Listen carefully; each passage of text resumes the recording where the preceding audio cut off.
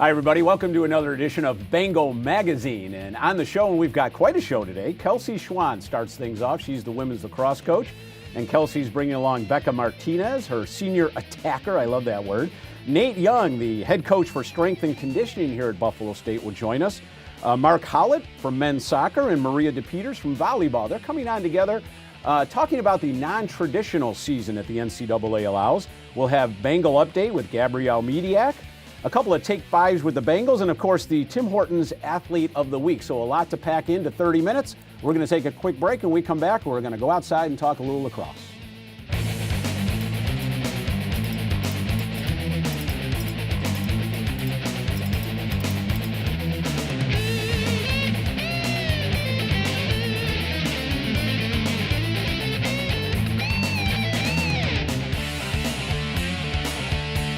Ah, yes, everybody's smiling on set here. This is great. Your mics are open now. Watch yourself.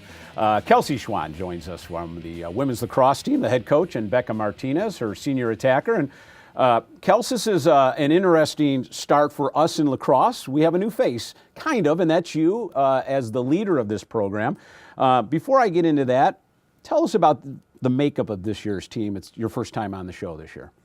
I think we have a good mix. We have a lot of new players, but they're not necessarily all freshmen. We have a good amount of junior college transfers. We have about 10 returners. Okay. And even the dynamic of the returners is players who didn't really see the field much last year to people who have been starting for 2 to 3 years. Very interesting. One of those is Rebecca Martinez. Becca, you've been here for 4 years now. How do you like this team? What's the makeup like in your eyes? I think it's a good mix. I mean, we have everybody that wants to work hard and actually wants to be there this year. Okay. So it's fun to go out there and play every day. Well, I'm going to ask you both. We've got 3 games under our belts, as they say, and from a coaching perspective, what do you like about this team? What are you seeing that may surprise you, or what are you seeing that, yeah, that's what I thought? The thing I like the most about this team is 2 of our games we were losing by quite a bit for most of the game. Okay. And there was 5-6 minutes left, and I didn't for one second think that one player had given up and didn't believe that they could contribute something to that loss that, you know, you're down 16-2. You're not going to win in 4 minutes, but they never gave up. They never stopped trying, and I think that says a lot about this team. Okay. Any surprises for you in those first 3 games? Have you seen someone or something and kind of go, wow, that's pretty cool? We actually have 3 goalies, which is pretty interesting. Oh. It's a lot of competition for them, which I think is a really good thing. It's easily a position where there is typically only 1 or 2, and you know, you're clearly the starter, you're clearly the backup, and right now we don't have that. But I started our freshman, Elise Stark, against St. John Fisher, who's nationally ranked 12th in the nation, and she was awesome. She had 11 saves. She really stepped up, and she played a great game. So. And where is she from? She's from Long Island. Which is downstate is a hotbed, really, yes. And it's getting to be a hotbed all across New York State. And you from Syracuse, that's a hotbed for lacrosse. I know that. What have you liked about the first 3 games as you see it as a senior and a leader of this team? I like that it's very diverse this year. It's not based on 1 or 2, 3 people like getting the ball or doing things on offense and defense. It's very spread out, so everybody contributes the entire game. Okay. There's no focus on 1 person or 2 people. Everybody has a role, and I think everybody's starting to learn their role now. Well, it's kind of interesting she says that because, and we smile because we were talking off camera, your goal scoring has gone up every year. You started with 19 your freshman year, 27, 34 last year, going up the record books. She's somebody, though, that I'm assuming opponents look to, and does the offense flow around her, the attacker, in your offensive scheme? Yeah, it does. She does a really good job of communicating, telling other attackers where to go, and kind of keeps the flow of the whole game going. Okay. She's had a lot of goals, but definitely looking for just as many assists this year because she has great stick skills, can feed the ball, can shoot the ball, can do pretty much everything we need from an attacker. So looking for her to kind of do a little bit of both this year. She's smirking over here a little bit, and as I researched the show, you haven't had many assists for your first 3 years, and I was curious, being naive in lacrosse, is that common for the attacker? And you said, you would prefer her to have more assists. Elaborate on that. Why do you say that? Because there's some attackers I have are strictly going to be dodgers. They're going to get the ball, they're going to fake out their one player, and they're going to shoot and score. That's going to be their role. Okay. Other ones are really good at feeding the ball. And Becca has both of those aspects, and that's why I have that expectation of her. But there will be players that will only score and not feed. And they'll have only feeders, but in my mind, it's pretty much just as important to have both attributes. And how does that play with you? Are you, I mean, is that a new role? Are you comfortable? Did you have that role before, maybe in high school or whatever, or is this a brand new ball game for you? I mean, it's a little bit different than the past. I just kind of have to figure out how to give the ball to other people and let them kind of work with it. Right. Because I've been so used to catching the ball in the middle and shooting and scoring, because other girls from previous years were known to be just assisters. So I kind of have to change my role as a leader on the offensive end to help other girls out and get them open as well. So. Well, that's interesting. And it must be difficult for her. That's like an old habit to break. You get the ball and you want to shoot right away. And there's that gray line where, geez, I could probably score here, and maybe I need to pass. And I think that's an evolution during the season, is it not? Yeah. The more they get used to playing with each other, and other teams will scout and they'll figure out, oh, we're going to put a double team on her immediately. Well, that's perfect. Then she can just catch the ball and dish it to whoever's defender that was. I had mentioned when the segment started that you're kind of a new face. You've been around Buffalo State Athletics, but now you're the head coach. And I'm kind of curious as to your reaction when Athletics Director Boyce said, you're the person, go run the program. I mean, was it a shock? Were you nervous? Were you excited nervous? What was going through your head at the time? To be honest, when I was in 8th grade, my teacher asked us to write down what you wanted to do when you grew up, and I wanted to be a head women's lacrosse coach at the collegiate level. So it was kind of like a dream come true, as corny as that can sound. Yeah, that's fantastic. Sure. It's exactly what I've been working for, and it was pretty overwhelming, but in a good way. Okay. I couldn't wait to get started, and having been the assistant here last year, I knew the girls and I knew the talent that we had coming in, and it was a huge opportunity as a first-year head coach to take on such a well-known program and such a tough conference. So it was a big honor. Yeah, it's a big challenge. I'm kind of curious from a more specific standpoint, what have been the challenges that you've had to overcome going from assistant to head coach? I think as you look to your assistant as more of the person you can go talk to and kind of, now I wouldn't say a friend, but it's just a little bit easier to communicate. And so to kind of switch that role to, well, now I'm the head coach and you have to go talk to the assistants, I think for the returners was a little bit interesting at first. But, I think my first goal in those first few months was just this is how I'm going to run my program. This is how it's going to be. And we're either all on board or we're not. So I think just by kind of laying it out from day one, it wasn't as bad of a transition as it could have been. How about that? Well, Kels, we are so glad your dream came true. And we're happy to have you as the head coach. Becca, best of luck your senior year for the rest of the season. We're going to take a quick break, but before we do, it's time for another Take 5 with the Bengals. Hi guys, my name's Shane Avery. I'm from Fort Covington, New York. I play for the men's Buffalo State hockey team. My favorite TV show is Entourage. One thing on my bucket list is to win a SUNY championship. I started playing my sport, screw up around hockey. It's kind of a North Country thing. And then I just fell in love with it. Favorite pregame meal, chicken parm. Something you don't know about me is I have a deer salt lick in my bedroom that me and my roommates have tried licking it. All right.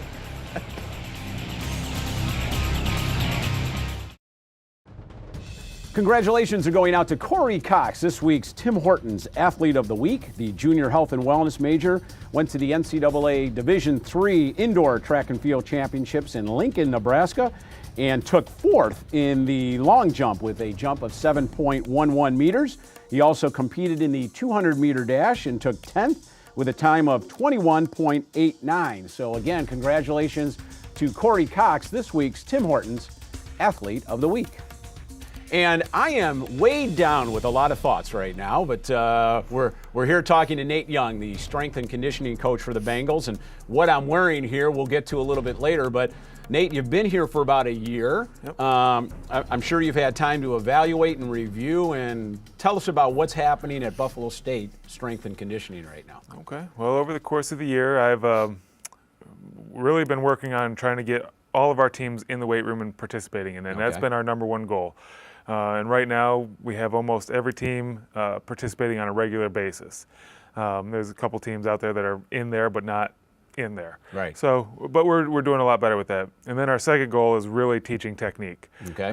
My first week here, first couple weeks, I sat in the weight room, just kind of lifting weights and watching student athletes and seeing where we were at. And while we still have a lot of bad technique, it has improved greatly over the year. Well, I was about to say, you probably were in shock. And like any sport or technique, there was no coach. Yep. There is now, and now you're teaching the techniques. Yep. I'm curious. When I was in high school, decades ago, get on the bench and start lifting. That's all we did. How have things changed in your area, strength and conditioning, in the last, let's say, 15 to 20 years? Well, there's a lot more science going into it. Back in the 50s and 60s, the Soviet Union had a great program where they developed a lot of stuff. And once that the Berlin Wall and all that communism fell, really in the early 90s, Right. a lot of that information started making its way to the United States.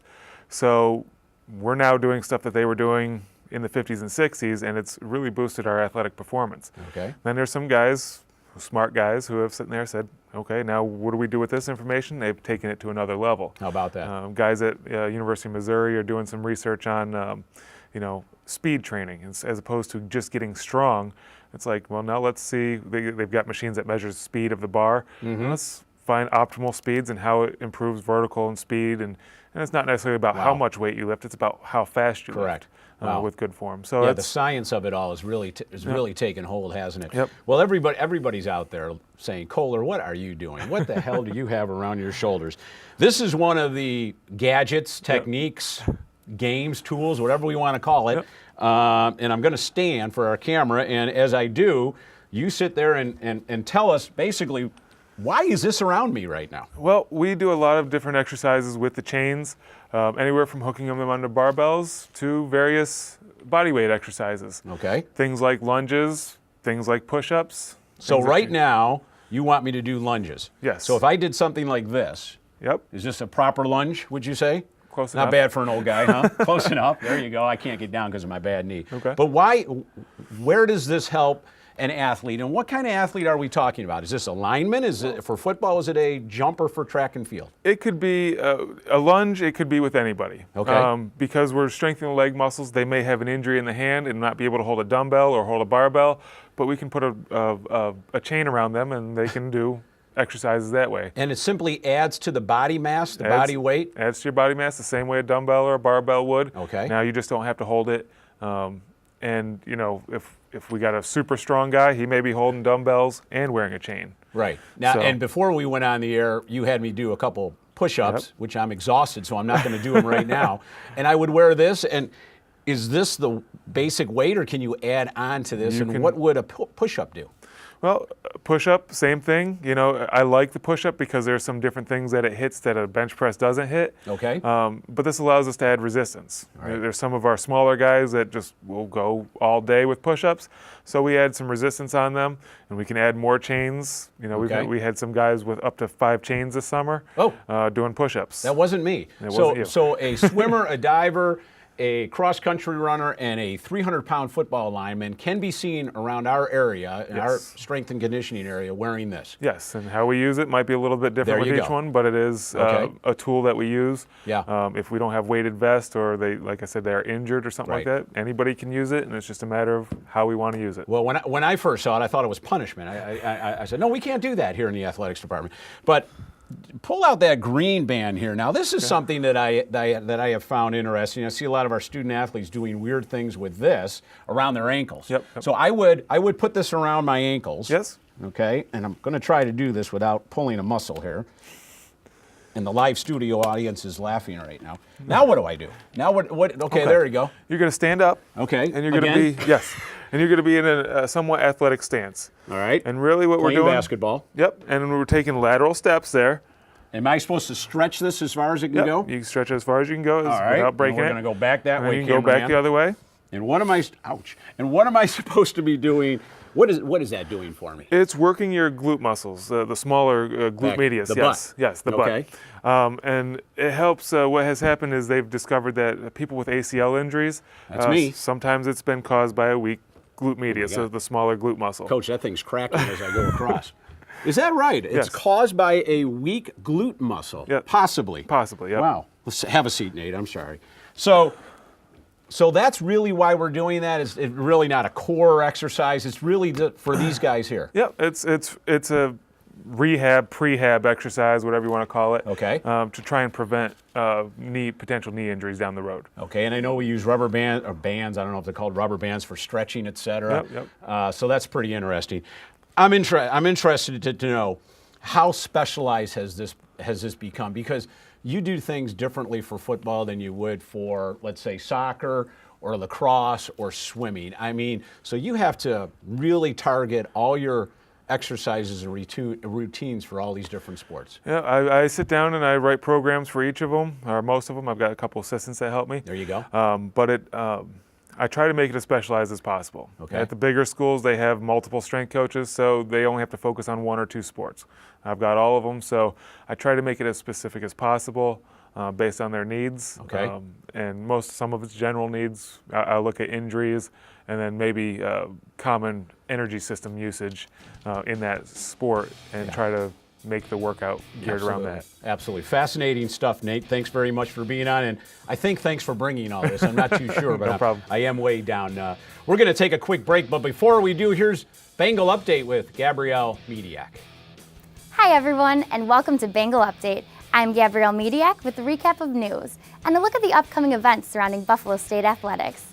The Bengals earned 6 All-American certificates on March 14th and 15th at the NCAA Division III Men's and Women's Indoor Track and Field Championships held in Nebraska. Junior Corey Cox took 4th overall in the long jump with a leap of 7.11 meters. Rich Pete earned his 2nd All-American certificate by placing 5th in the triple jump with a jump of 14.43 meters. The women's 4x400 meter relay team of Sasa Van, Jaslyn Porter, Tara Murphy, and Nyaja Hoop took 5th with a time of 3:50.48. Speaking of track, head coach Eugene Lewis was named the Atlantic Region Men's Indoor Track and Field Head Coach of the Year. Lewis, now in his 14th season, earned the honor for the 2nd time after leading the Bengals to their 2nd ever Indoor Conference Championship. Rebecca Martinez scored 5 goals to lead the Bengals to a 17-11 season opening lacrosse win at Hartwick. The senior then had a goal and 2 assists in the Bengals' 16-5 loss March 15th to 12th-ranked St. John Fisher. The Bengals are home on Saturday, March 29th for a 1 o'clock start against New Paltz. Goaltender Kevin Carr, along with Dan Turgeon and Ben Kramer of the Bengals, were named to the All-SUNY hockey team. This is Carr's 4th appearance on the team and 2nd consecutive on the first team.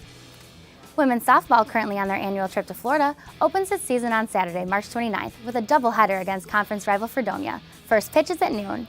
Reporting for Buffalo State Athletics, I'm Gabrielle Mediak. We'll be right back after this short timeout.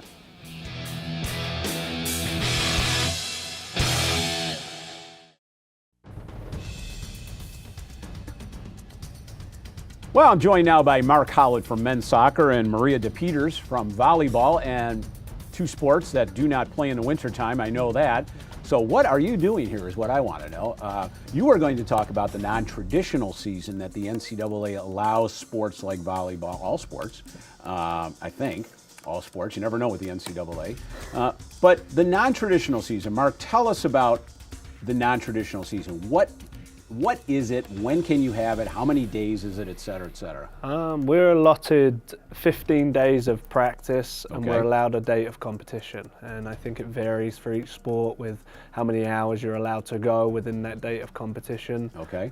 So for us, it's a real individual focus on the student athlete's technical ability and more to get him back into good habits to take into the summertime to be ready for the fall. So those 15 days, are those over the course of 20 days, 15 practices? Are they over the course of 20 days, 30 days, 15 days? Do you have a certain time frame?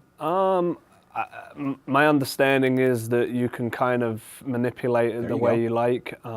We go 3 times a week for 5 weeks. There you go. So we'll start after spring break and get after it then. Okay.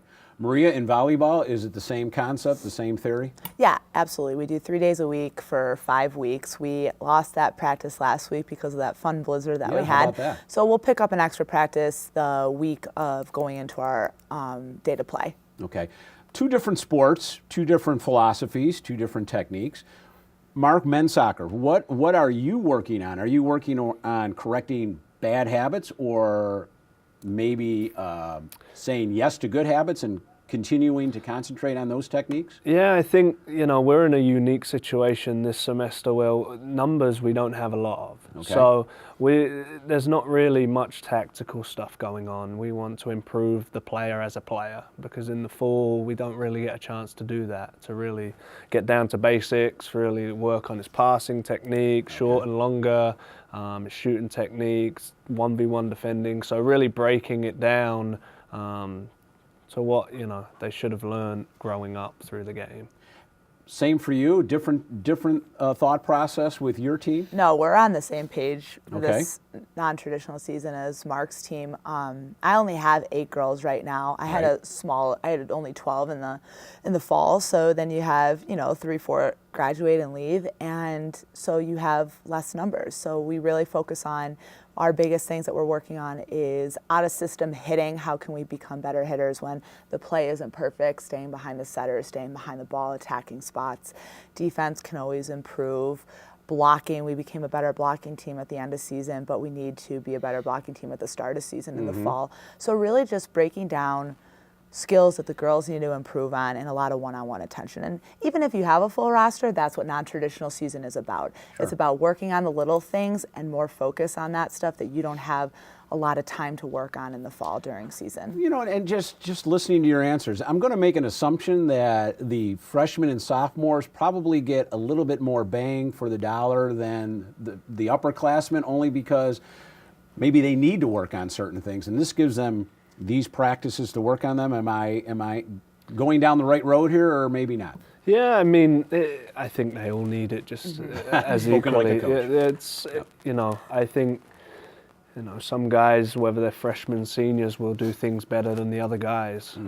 So we try and hit all the points to make sure that we're bringing everybody along in the right way. Okay. So, I think it just goes back to basics, and whether you're 6 years old and whether you're 20 years old, Right. I think it's the same thing. And I'm assuming this is not an optional thing, practice. I mean, if you're on the, you're laughing. It's a non-traditional practice. Yeah. Everybody is supposed to be there. Yeah, I mean, with those dates that we have set, and Correct.